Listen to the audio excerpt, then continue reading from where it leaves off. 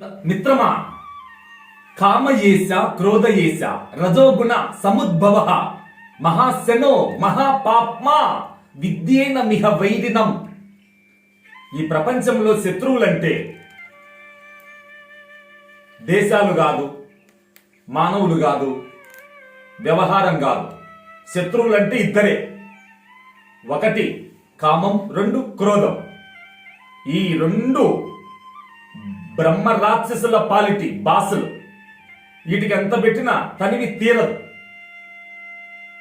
ఎన్ని పూలు పూసినా, ఎన్ని మాలలు కట్టినా తనివి తీరదన్నట్టు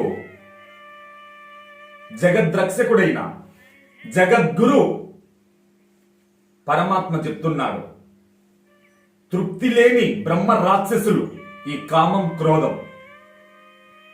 వీటిని ఎవడు జయించాడో వాడెక్కడున్నా వైకుంఠమే, వాడెక్కడున్నా కైలాసమే. ఈ రెండింటి చేతుల్లో పడిన మానవుడు బలైపోతున్నాడు. కనుక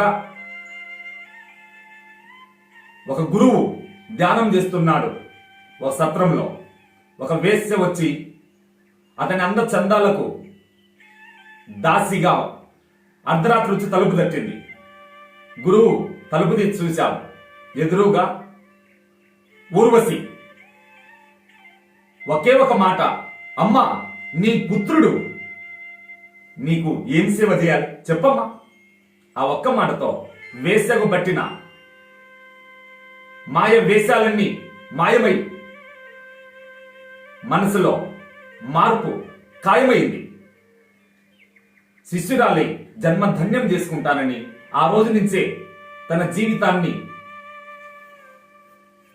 వెలిగించింది జ్ఞాన జ్యోతి.